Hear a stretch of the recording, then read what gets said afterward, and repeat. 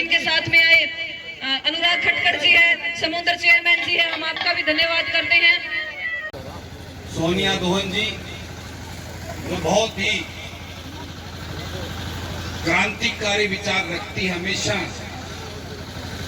समाज में हो रहे हर अन्याय के खिलाफ एक शेरनी की तरह दहाड़ती है और उस अन्याय के खिलाफ आवाज उठाने का काम करती है। और ऐसे ही मेरी बहन सुदेश चहल, जिसने अपने जीवन का लक्ष्य इस समाज से बुराइयां, खासकर नशे के प्रति बहुत बड़ी मुहिम और इस समाज को जागरूक करने का एक उद्देश्य लेकर ये हमेशा तत्पर रहती है।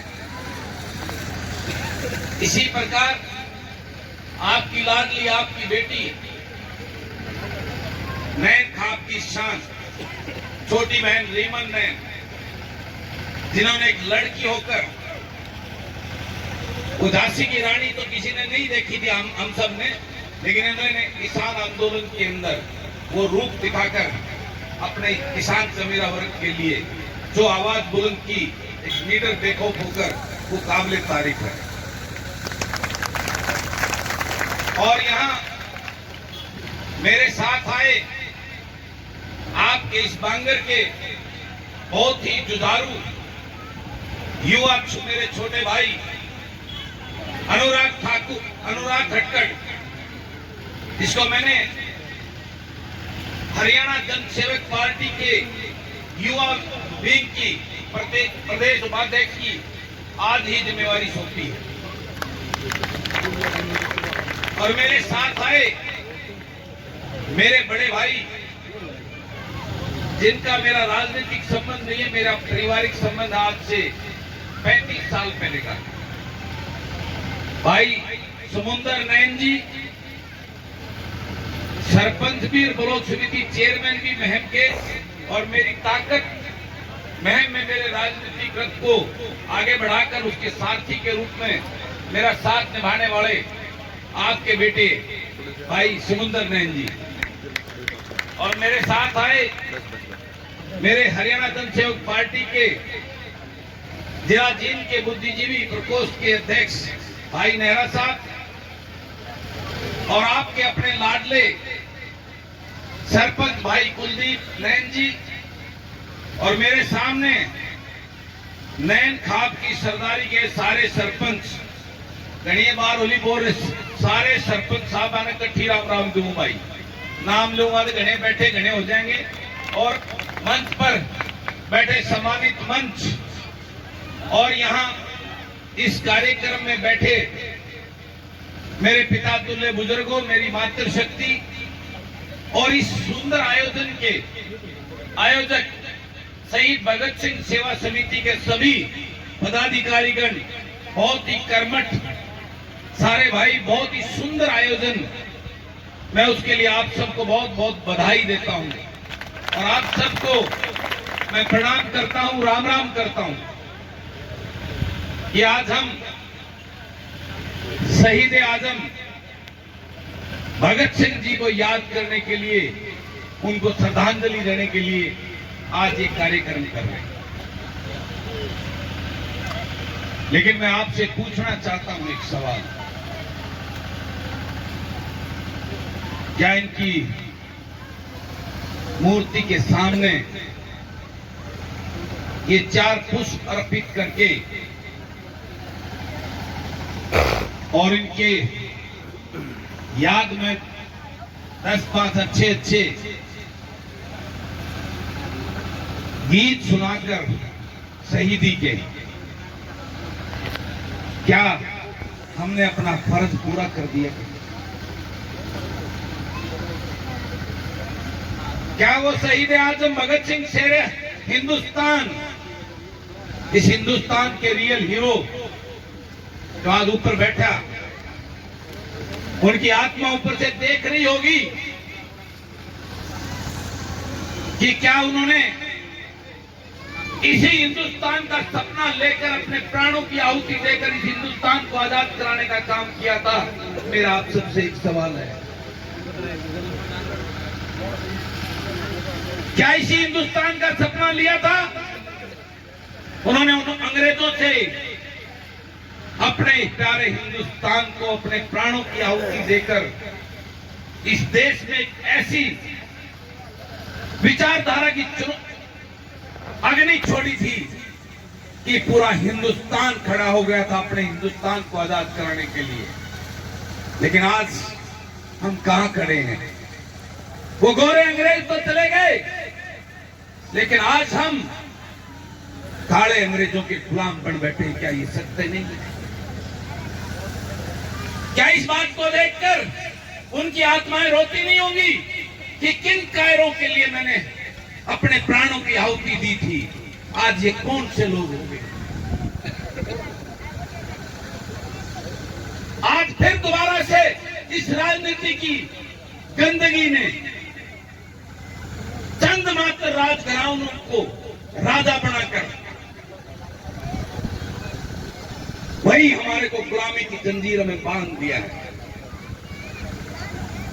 आज हम किस दौर से गुजर रहे हैं? जिस युवा भगत सिंह ने अपने प्रदेश के उन युवाओं के लिए एक सपना देखा था कि मेरे देश का ये युवा आगे चलकर खुशहाल होगा और अपने देश और प्रदेश को आगे बढ़ाने का काम करेगा। आज इन राजनीतिक राजघरानों ने, इस लूट और झूठ की राजनीति ने मेरे उन युवाओं को बेरोजगारी के उस दरवाजे पर खड़ा कर दिया है कि ये दर दर की ठोकरें खा रहे हैं। आज ये उस बेरोजगारी की दलदल में इतने मानसिक रूप से परेशान और पीड़ित हो चुके हैं कि ये नशे की तरफ जा रहे हैं, ये अपराध की तरफ जा रहे हैं। आज आपके बेटा बेटी का भविष्य अंधकार में। जागो है भोले लोगों, अगर तुम जाग गए, इस बात को पहचान लिया, तो ये सच्ची श्रद्धांजलि होगी उस शहीद आजम को। मैं गलत तो नहीं कह रहा, बताओ गलत कह रहा हूं ठीक कह रहा हूं? आज हम चंद घरानों को, हमें यही नहीं पहचान कौन आपका है कौन पराया है। ये राजनीतिक राजघराने हरियाणा के अंदर 4-5 परिवार हैं जिनके इर्द गिर्द हरियाणा की राजनीति घूमती है, और ये टिकट उसको देते हैं जो इनका गुलाम होता है, इनका चाटुकार होता है, जो इनको भगवान मानता है, जो इनकी आरती उतारता है।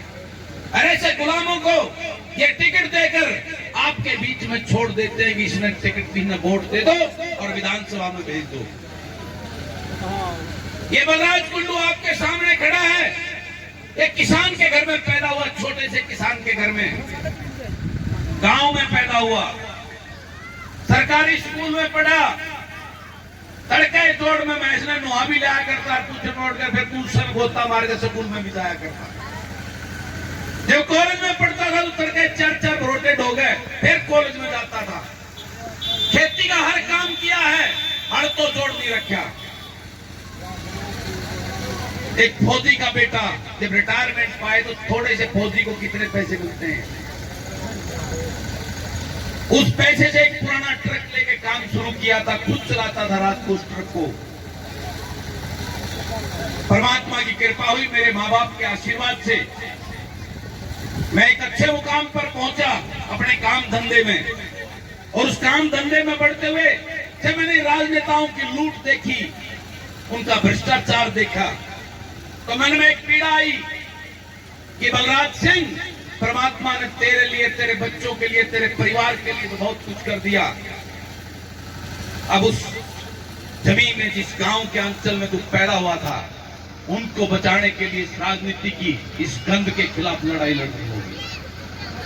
मेरे खानदान में तो किसी ने पंचायत मेंबर का चुनाव भी नहीं लड़ा, लड़न की तो बात सोचा भी नहीं कभी। मैं निकल पड़ा उस गंदगी को दूर करने के लिए एक जज्बा लेकर, क्योंकि मेरी रगों में असली उस भगत सिंह का खून दौड़ता था, उस विचारधारा का दौड़ता था। उसके उस सपने को पूरा करने के लिए ये अकेला बलराज कुंडू चला, और मैंने महम के अंदर वोट नहीं बनाई, मैंने वहां दिलों में जगह बनाई। अभी सोनिया बहन ने मुझे उल्हाना दिया था, मैं इनका उल्हाना में हूं कि मैं इनसे राखी नहीं बंधवाई। लेकिन आपकी जानकारी के लिए बता दूं, इस हिंदुस्तान में कोई ऐसा, मैं सबसे सौभाग्यशाली भाई हूं कि मुझे कई कई हजार बहनें हर साल राखियां बांधती हैं। 20-20 हजार बहनें राखियां बांधती है इस बलराज को। मैंने वो कमाई की है।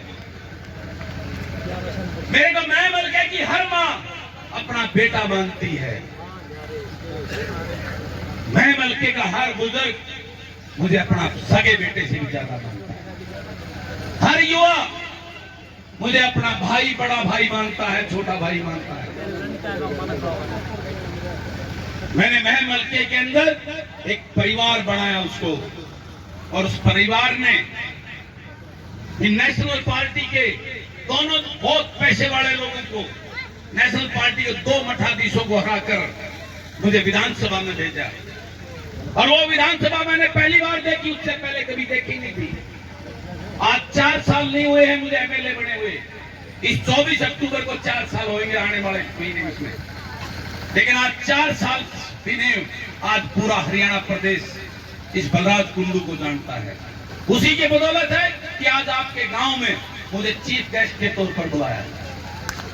मेरे अंदर खुशबू नहीं आती। आज जब मैं विधानसभा का सत्र होता है तो पूरा हरियाणा प्रदेश इंतजार करता है कि वो महमाड़ा बलराज कुंडू कब बोलेगा। और जब मैं खड़ा होकर बोलता हूं तो इस प्रदेश के मुख्यमंत्री और आपके वो छोटे देवीलाल उप मुख्यमंत्री, उनके मंत्रियों की पिंडी कांपती है कि यो बेरा न के कह देगा। मैं कोई गुंडा बदमाश नहीं हूं, ना AK-47 लेके जाता, वहां बंदूक लेके जाता।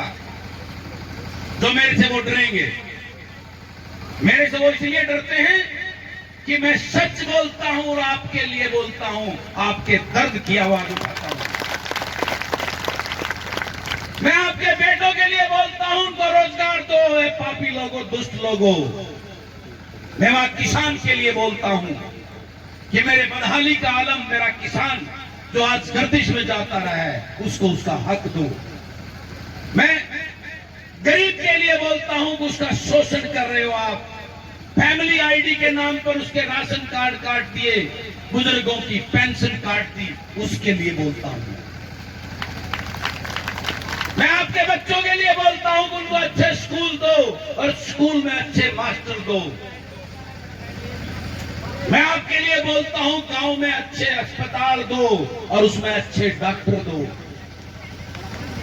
मैं इनके घोटालों के खिलाफ, लूट और झूठ के खिलाफ बोलता हूं, महंगाई और भ्रष्टाचार के खिलाफ बोलता हूं, इसलिए डरते हैं ये मेरे से। मैं चिल्लाता हूं वहां पे,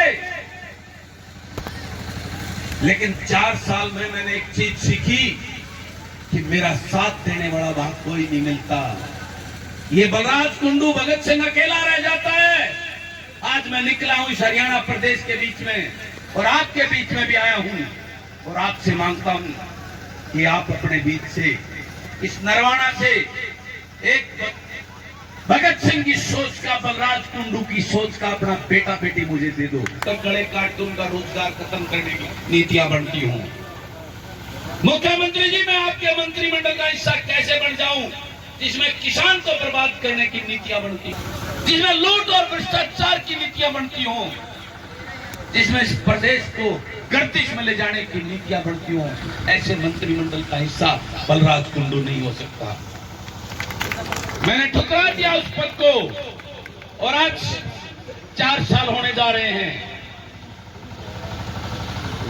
मैंने एक नई सोच के साथ महसूस किया कि उस विधानसभा के अंदर जो बैठे हैं सारे दल, वो सभी एक ही थाली के चट्टे बट्टे हैं, अंदर से सब एक हैं, शेरो शायरी करते हैं वहां पे। वहां उस विधानसभा, उस लोकतंत्र के मंदिर में, जिसको इन शहीद आजम भगत सिंह ने अपने प्राणों की आहुति देकर इस हिंदुस्तान को आजाद कराकर उस लोकतंत्र के मंदिर की स्थापना हुई थी, उस लोकतंत्र के मंदिर में, विधानसभा में आपके बेटों की चर्चा नहीं की जाती, उनके रोजगार को कैसे दिया जाए उसकी चर्चा नहीं की जाती, किसान को खुशहाल करने की चर्चा नहीं की जाती। चल लगाते हैं पार्टी के नेता, शेरो शायरी करते हैं, अपने बेटों को मंत्री और मुख्यमंत्री बनाने की प्लानिंग करते हैं वहां पर, तुम्हारे बेटों की चिंता कोई नहीं करता। ये देखा है मैंने वहां पर, और मैंने देखा उस विधानसभा के अंदर 70 से 80% गधे घोड़े और गुलाम पहुंचते हैं, जिसको यही नहीं पता कि एमएलए का मतलब क्या होता है। मैंने ये विधानसभा में बोला, आपने सुना होगा कि इसके अंदर 70-80% गधे घोड़े आए हैं, गुलाम आए हैं। ऐसा ये गुलाम आपने भी चुनकर भेजा था, उन राजकुमारों का गुलाम भेजा था ना। वो छोटा देवीलाल आ गया था आपके बीच में, आपने उसको वोट नहीं दी, उस छोटे देवीलाल को वोट दी थी। तो देवीलाल, छोटा देवीलाल आ गया। गलत तो नहीं था, तो करे ठाट सारे छोटे देवीलाल ने, सारी पेंशन भी काट दी, सारे छोरा था नौकरी भी दे दी होगी। तो क्या मैं शाणे होए हो ना होए हो भी आगे उड़े रहने लग रहे हो। हाँ ताई, ये मैं आई समझ में। तो मैं आज आपको कहना चाहता हूं, अगर वाकई में ही इस शहीद आजम भगत सिंह को आप श्रद्धांजलि देना चाहते हो और इसको अपना हीरो मानते हो, और जिसकी इसने अपनी प्राणों की आहुति देकर इस शख्सियत ने, इस हीरो ने हमारे को आजादी की सांस दिलाई, तो जाग जाओ है भोले लोगों। और अपने बेटा बेटी जो आपके अपने हो, जो आपका दर्द जानते हो, जो गरीब किसान मजदूर के घर में पैदा हुए हैं, ऐसे अपने बेटा बेटी तो पढ़े लिखे हो, ना बिकाओ ना झुके, उनको अपना विधानसभा में अपना वकील बनाकर भेज दो। ये कहने आया हूं आपके बीच में बलराज कुंडू। शायद में जब खाट पर लौटो सोचियो जरूर मेरी बात को, क्यों मैं वाला बलराज कुंडू जो बात बोल के गया वो ठीक बोला था, गलत बोला था। आज अभी बात हो रही थी कि बलराज कुंडू ने 20-22 बस चला दी चोरियां खाकर, क्यों जरूरत पड़ी? ये तो आपका हक हो मेरी बहनों का। सोनिया दोहन जी जो बहुत ही क्रांतिकारी विचार रखती, हमेशा समाज में हो रहे हर अन्याय के खिलाफ एक शेरनी की तरह दहाड़ती है और उस अन्याय के खिलाफ आवाज उठाने का काम करती है। और ऐसे ही मेरी बहन सुदेश चहल, जिसने अपने जीवन का लक्ष्य इस समाज से बुराइयां, खासकर नशे के प्रति बहुत बड़ी मुहिम और इस समाज को जागरूक करने का एक उद्देश्य लेकर ये हमेशा तत्पर रहती है। इसी प्रकार आपकी लाडली, आपकी बेटी नैन खाप की शान छोटी बहन रीमन नैन, जिन्होंने एक लड़की होकर, झांसी की रानी तो किसी ने नहीं देखी थी, हम सब ने, लेकिन इन्होंने किसान आंदोलन के अंदर वो रूप दिखाकर अपने किसान जमीरा वर्ग के लिए जो आवाज बुलंद की, एक लीडर बेखौफ होकर, वो काबिले तारीफ है। और यहाँ मेरे साथ आए आपके इस बांगर के बहुत ही जुझारू युवा मेरे छोटे भाई अनुराग खटकड़, जिसको मैंने हरियाणा जनसेवक पार्टी के युवा विंग की प्रदेश उपाध्यक्ष की आज ही जिम्मेवारी सौंपी है। और मेरे साथ आए मेरे बड़े भाई, जिनका मेरा राजनीतिक संबंध नहीं है, मेरा पारिवारिक संबंध आज से 35 साल पहले का। भाई समुंदर नैन जी, सरपंच भी, ब्लॉक समिति चेयरमैन भी महम के, और मेरी ताकत महम में मेरे राजनीतिक रथ को आगे बढ़ाकर उसके सारथी के रूप में मेरा साथ निभाने वाले आपके बेटे भाई समुंदर नैन जी। और मेरे साथ आए मेरे हरियाणा जनसेवक पार्टी के जिला जींद के बुद्धिजीवी प्रकोष्ठ के अध्यक्ष भाई नेहरा साहब, और आपके अपने लाडले सरपंच भाई कुलदीप नैन जी, और मेरे सामने नैन खाप की सरदारी के सारे सरपंच घनी बार होली बोर सारे सरपंच साहब आने कट्ठी राम राम दूं भाई नाम लूंगा तो घने बैठे घने हो जाएंगे। और मंच पर बैठे सम्मानित मंच और यहाँ इस कार्यक्रम में बैठे मेरे पिता तुल्य बुजुर्गों, मेरी मातृशक्ति और इस सुंदर आयोजन के आयोजक शहीद भगत सिंह सेवा समिति के सभी पदाधिकारीगण, बहुत ही कर्मठ सारे भाई, बहुत ही सुंदर आयोजन। मैं उसके लिए आप सबको बहुत बहुत बधाई देता हूं और आप सबको मैं प्रणाम करता हूं, राम राम करता हूं कि आज हम शहीद आजम भगत सिंह जी को याद करने के लिए, उनको श्रद्धांजलि देने के लिए आज ये कार्यक्रम कर रहे हैं। लेकिन मैं आपसे पूछना चाहता हूं एक सवाल, क्या इनकी मूर्ति के सामने ये 4 पुष्प अर्पित करके और इनके याद में 10-5 अच्छे गीत सुनाकर शहीदी के, क्या हमने अपना फर्ज पूरा कर दिया? क्या वो शहीद आजम भगत सिंह शेर हिंदुस्तान, इस हिंदुस्तान के रियल हीरो जो आज ऊपर बैठा, उनकी आत्मा ऊपर से देख रही होगी कि क्या उन्होंने इसी हिंदुस्तान का सपना लेकर अपने प्राणों की आहुति देकर इस हिंदुस्तान को आजाद कराने का काम किया था? मेरा आप सबसे एक सवाल है, क्या इसी हिंदुस्तान का सपना लिया था?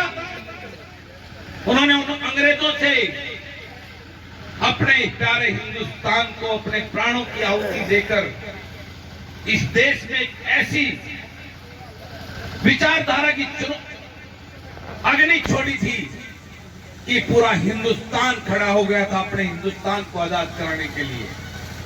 लेकिन आज हम कहां खड़े हैं? वो गोरे अंग्रेज तो चले गए, लेकिन आज हम काले